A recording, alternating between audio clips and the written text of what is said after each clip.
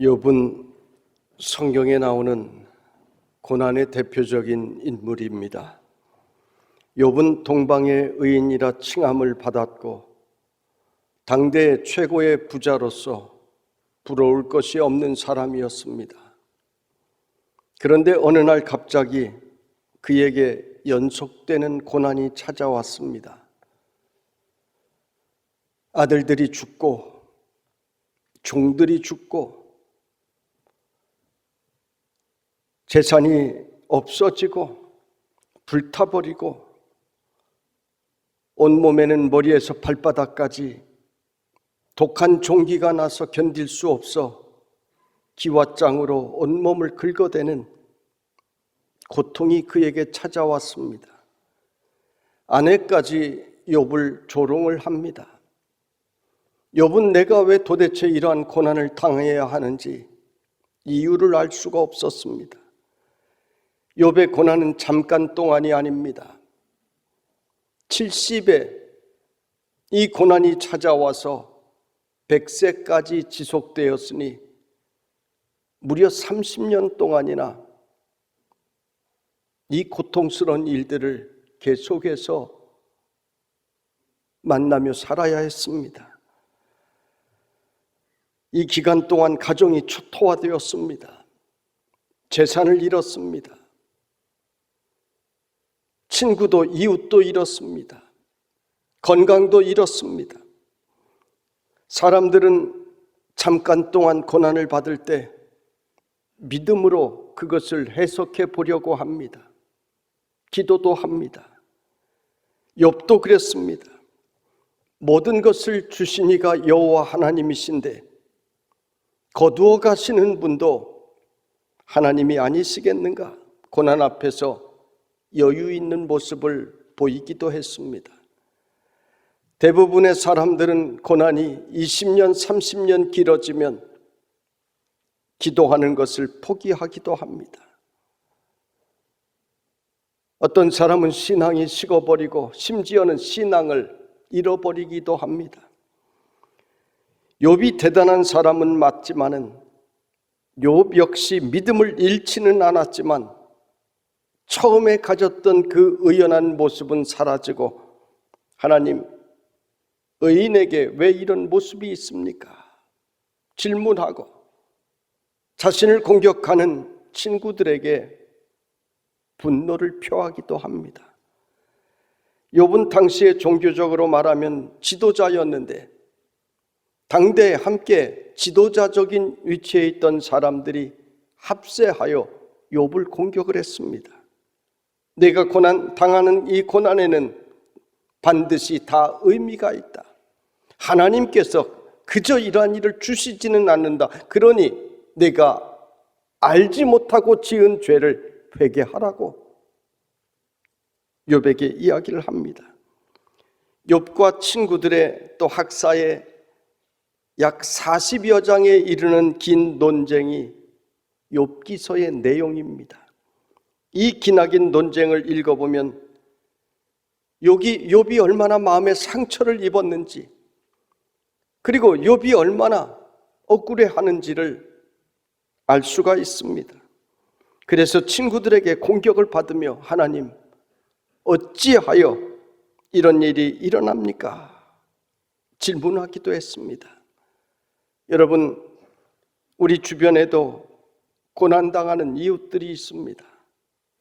이때 우리는 욥의 친구와 같지 않아야 합니다.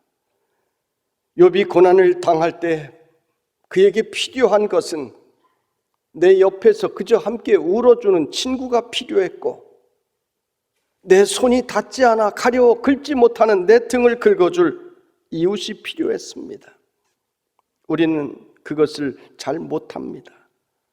사실 우리의 주변에 엉뚱한 실수를 반복하는 가까운 이웃, 자꾸 망하는 길로 가고 있는 바보 같은 친구들을 볼 때 한마디 충고해주고 싶은 마음이 듭니다. 그런데 이러한 충고는 거의 다가 도움이 안 됩니다. 오히려 관계만 악화시킬 뿐입니다. 그래서 우리는 늘 이 이야기를 해야 되나 말아야 되나 고민을 하면서 삽니다. 고난을 당하고 힘들어하는 사람은 지금 옳고 그름을 판단해 주는 사람이 필요한 것이 아니라 지금 내가 겪고 있는 이 고난에 마음을 함께 해줄 친구가 필요한 것입니다. 오늘 우리 주변에는 고난을 당하고 있는 이웃들이 많이 있습니다. 우리는 우리의 마음의 눈을 들어 우리 주변을 살펴보고 왜 그렇게 되었는지 판단해 주는 사람이 아니라 그들의 고난에 함께 아파하고 함께 울어주는 우리 성도들이 될 수 있기를 바랍니다. 오늘 읽은 말씀은 욥기의 마지막 장으로 결론과도 같은 말씀입니다. 욥은 모든 것을 다 잃었지만 한 가지 잃지 않은 것은 믿음입니다. 끝까지 믿음을 붙들었습니다. 그 기나긴 고난의 시간 30년의 그 기간을 통해 하나님을 원망하기보다는 내가 하나님의 계획을 어찌 다 알겠느냐, 그동안 내가 알지 못하고 나를 변명하기 위해 떠든 것이 다 죄구나 하는 사실을 하나님을 붙들고 믿음으로 사는 가운데 깨닫습니다. 고난 당한 다음에 욥은 더 깊어졌고 믿음이 더 강해졌습니다. 욥은 31장 이후에 자신의 부족함과 죄를 깨닫고 더 이상 입을 열지 않고 닫기로 합니다. 오늘 말씀에도 주께서는 못하실 일이 없사오며 무슨 계획이든지 못 이루실 것이 없는 줄 아오니라고 말하는데, 이것은 하나님의 전지전능하심을 인정하고 어떤 일이든지 나는 하나님의 말씀에 순종하겠다라고 하는 고백입니다. 이것이 신앙입니다. 하나님께서는 못하실 일이 없는 줄로 진정으로 믿을 때 우리의 기도는 힘이 있습니다. 불가능의 상황에서도 하나님의 뜻만 있으면 될 줄로 믿는 것이 바로 신앙입니다. 우리는 오랫동안 성전 건축이 하나님이 기뻐하시는 뜻인 줄로 믿고 그 오랜 기간을 인내해 왔습니다. 성전 건축 후의 모든 상황이 우리가 기대했던 것처럼 펼쳐졌다면 얼마나 좋았겠습니까? 그러나 코로나19로 인하여 인간의 모든 계획과 생각이 물거품이 되었습니다. 우리가 계획했던 열 몇 개의 모든 프로그램들이 하나도 시행되지 못했습니다. 2년 가까이 진행된 코로나는 우리의 일상생활과 신앙생활에 너무나 많은 고난과 변화를 주었습니다. 그런데 우리는 실망하지 않았습니다. 하나님께서 또 다른 계획과 섭리가 있으신 줄로 분명히 믿기에 우리는 쉬지 않고 모이고 기도하고 주님 앞에 나가고 있는 것입니다. 히브리서 10장 25절에 모이기를 폐하는 어떤 사람들의 습관과 같이 하지 말고 오직 권하여 그날이 가까움을 볼수록 더욱 그리하자 말씀하셨습니다. 그날이 가까움을 볼수록. 그날이 언제입니까? 지금입니다. 왜 지금입니까? 그날이 가까울수록 모이기를 폐하는 어떤 사람들의 습관과 같이 하지 말자는 말이 바로 그것입니다. 지금 우리가 사는 세상은 교회가 모이기를 폐하라고 합니다.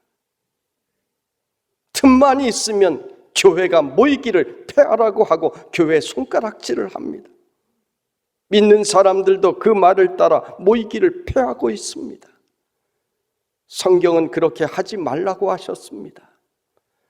그러므로 너희 담대함을 버리지 말라. 이것이 큰 상을 얻게 하느니라. 이어서 35절에 성경은 이렇게 말씀합니다. 여러분, 우리는 코로나가 두려워서 대면 예배를 드리지 않은 것이 절대 아닙니다. 하나님의 영광 가리지 않으려고 모이지 않은 것입니다. 교회는 세상 끝날까지 함께 모이는 곳입니다. 함께 모여서 서로 격려하고 축복해 주는 곳입니다. 함께 모여서 뜨겁게 찬양하고 함께 모여서 기도하는 곳입니다. 함께 모여서 예배드리고 함께 은혜 받는 곳입니다. 유명한 가수가 공연을 할 때 수만 명이 모여서 함께 노래를 즐기고 함께 노래합니다. 미국이나 유럽 같은 사회 이런 문화들이 참 많습니다. 아니, 노래만 들으면 되지 않나? 그렇게 말할 수 있습니다. 그러나 라디오를 통해서 휴대폰을 통해 노래를 듣는 것과 수만 명이 모인 콘서트에서 노래를 함께 듣는 것은 이것은 다른 것입니다. 그래서 수만 원, 수십만 원의 비용을 지출하면서 현장에 모입니다. 좋은 자리는 수백만 원씩 지출하면서 그 자리에 모이는 것입니다. 월드컵 경기를 보아도 직접 가서 보는 것과 텔레비전을 통해 보는 것과는 다른 것입니다. 예배도 그런 것입니다. 어쩔 수 없는 환경에서 우리가 온라인을 통해 예배 드리고는 있지만은 함께 모여 예배 드리는 것과는 분명한 차이가 있는 것입니다. 그리고 우리는 더 나아가서 받은 은혜를 가지고 복음을 전해야 합니다. 와서 보라고, 와서 들으라고 복음을 전해야 합니다. 예수님으로 인하여 변화된 나의 삶의 모습을 보라고 함께 우리는 만나야 되는 것입니다. 성도 여러분, 코로나가 끝나고 이 성전을 가득 채우며 예배 드릴 그날을 꿈꾸며 기도를 쉬지 마시기를 바랍니다. 터널은 반드시 끝이 있습니다. 그 기나긴 터널을 인내를 가지고 걸어가는 사람은 그 끝을 보게 될 것이지만 포기하는 사람은 환한 끝을 보지 못합니다. 우리는 다음 주부터 교회 수용 인원의 50%까지 예배 드릴 수 있게 되었습니다. 백신 접종 완료자는 거기에 또한 제한이 없습니다. 기도하며 지금까지 믿음을 지켜온 성도들은 감사를 위한 특별 새벽 기도회와 다음 주일 추수감사절에 예배 드릴 때 지금까지 하나님께서 지켜주신 그 은혜에 더욱더 감사하며 더 많은 은혜를 누리면서 예배에 참여할 수가 있게 될 것입니다. 또 멀지 않아 이 고난의 시기가 끝나고 원하는 사람은 누구나 함께 모여 예배드릴 그날이 우리에게 다가올 줄로 믿는 것입니다. 우리는 누구나 고난을 두려워합니다. 지금 내가 받는 고난이 하나님의 뜻일지라도 고난 좋아하는 사람은 없습니다. 크리스천들이 하는 간증들 대부분을 보면 고난을 이기고 승리한 내용들입니다. 간증할 정도이니 일반인이 상상하는 고통 그 이상을 넘어선 어려운 일들을 겪고 믿음으로 승리한 내용들입니다. 우리는 그러한 간증을 들으며 은혜를 받으면서도 정작 내가 그 고난의 주인공이 되라고 하면 우리는 그러고 싶지 않을 것입니다. 물론 일부러 고난을 당할 필요는 없지요. 그러나 우리에게 어쩔 수 없이 다가오는 고난을 내가 피할 수 없는 것이라면 우리는 그것을 당당하게 믿음으로 맞이해야 되는 것입니다. 믿음으로 그 고난을 맞이할 때 그 고난을 통해 우리를 강하게 연단시키시기 때문인 것입니다. 욥도 그가 나를 단련하신 후에는 내가 순금같이 되어 나오리라 고백을 했습니다. 시편 119편 71절에는 고난당한 것이 내게 유익이라 이로 말미암아 내가 주의 율례들을 배우게 되었나이다 고백을 했습니다. 욥이 잘한 것은 이 고난의 시간들을 지나면서도 계속해서 하나님 놓치지 않고 기도했습니다. 그리고 하나님의 음성을 들었습니다. 직접 들은 것도 있고 기록된 하나님의 말씀을 통해서 들은 것도 있습니다. 여러분, 욥기서를 한번 읽어보세요. 욥은 하나님, 내가 너무나 괴롭습니다. 견딜 수가 없습니다. 있는 사정을 구구절절 하나님께 그대로 다 이야기를 합니다. 하나님께서는 그 기도를 하나하나 들으시고 욥을 이끄십니다. 여러분, 욥이 혼자 이 고난을 이긴 것이 아닙니다. 욥이 혼자서 믿음이 강해지고 깊어진 것이 아닙니다. 하나님과 대화할 때 하나님은 계속해서 욥을 놓지 않으시고 욥의 마음을 이끌어 주셨던 것입니다. 오늘 말씀에 욥은 고백합니다. 내가 주께 대하여 귀로 듣기만 하였사오니 이제는 눈으로 주를 배움나이다. 고백을 합니다. 고난당하기 전에는 하나님을 눈으로 직접 뵙지를 못했습니다. 그러나 고난을 당하면서도 하나님께 끊임없이 기도하니 하나님을 배움는 영광을 주셨습니다. 찾아와 주신 것입니다. 여러분, 고난당할 때 우리는 욥처럼 기도해야 합니다. 너희 중에 고난당하는 자가 있느냐? 그는 기도할 것이요라고 야고보서 5장 13절에 말씀하셨습니다. 우리가 고난 가운데서 기도하면 하나님은 우리를 계속해서 이끌어 주십니다. 여러분, 세상의 모든 줄이 끊어져도 기도의 줄만 끊어지지 않으면 언젠가 다시 길이 열리게 되는 것입니다. 사울왕은 기도의 줄이 끊어져 버렸습니다. 왕이 되어 잘 나가다 보니 내가 내 힘으로 하는 줄 알았습니다. 그러니까 하나님께서는 그 인생을 더 이상 이끌어 주시지 않았습니다. 그러니 실패한 인생이 되고 만 것입니다. 여러분, 고난에는 항상 하나님의 섭리가 있습니다. 코로나에도 하나님의 섭리가 분명히 있습니다. 하나님께서는 이 코로나를 통해 한국교회가 다시 기도의 부흥이 일어나기를 원하시고 계십니다. 그래서 한국교회를 다시 일으키시기를 원하시고 계시는 것입니다. 하나님을 성도들이 더 의지하는 기회가 되기를 원하시는 것입니다. 오늘은 종교개혁주일입니다. 종교개혁은 사람이 무슨 제도를 개혁하고 바꾸는 것이 아닙니다.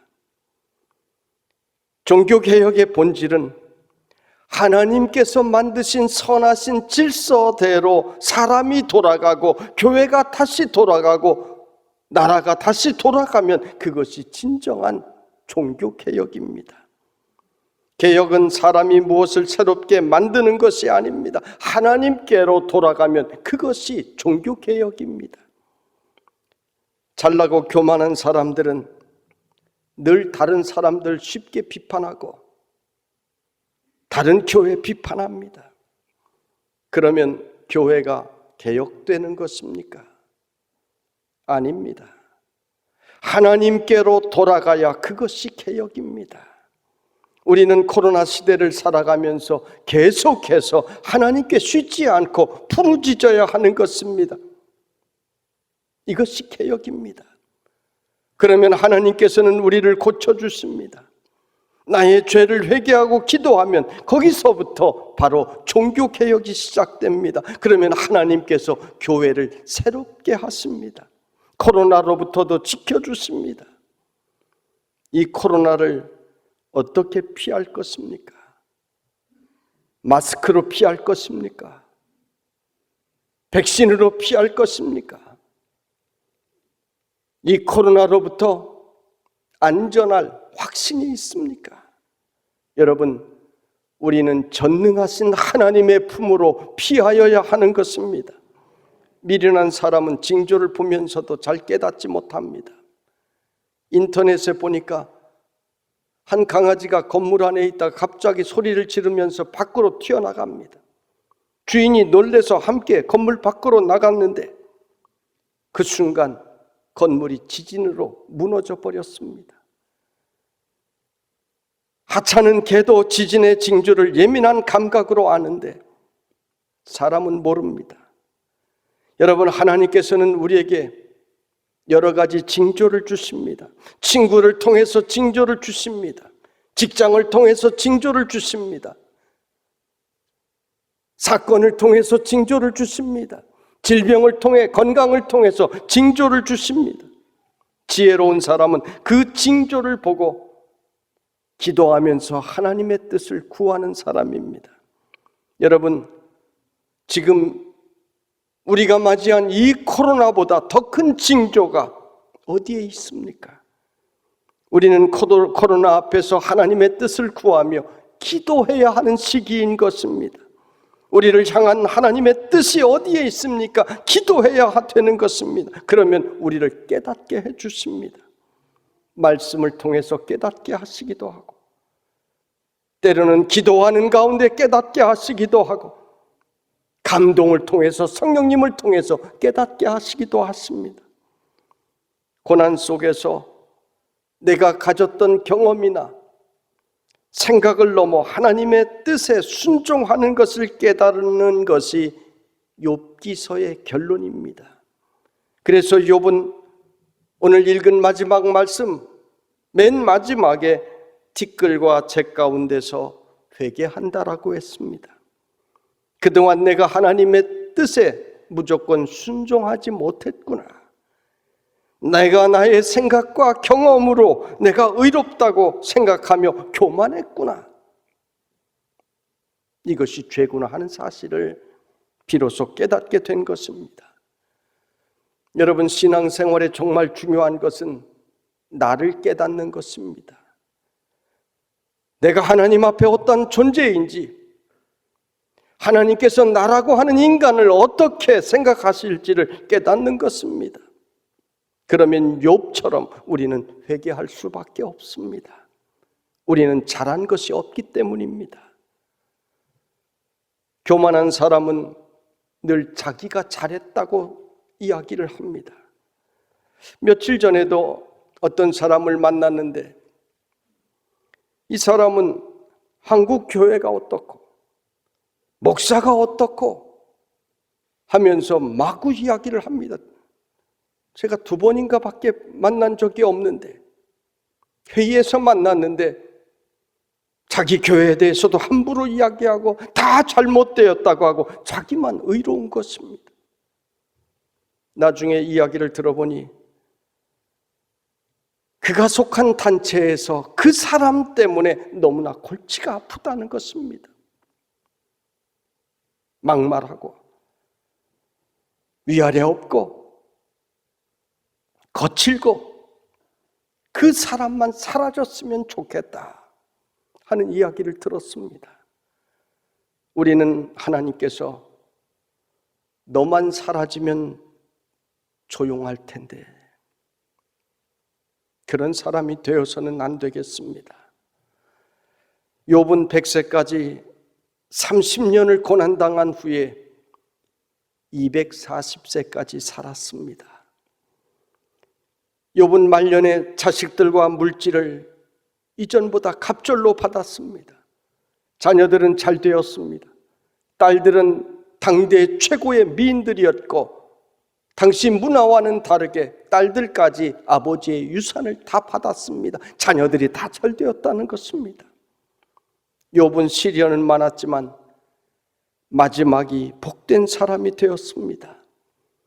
우리는 마지막이 좋은 성도, 마지막이 좋은 교회가 되기를 원합니다. 욥처럼 고난 가운데서도 기도하며 하나님의 섭리가 우리 가운데 함께 하심을 분명히 믿고 우리는 이 땅에서도 잘 되고 하나님 나라에 들어갈 때에도 마지막이 좋은 성도들이 되시기를 주님의 이름으로 축원합니다.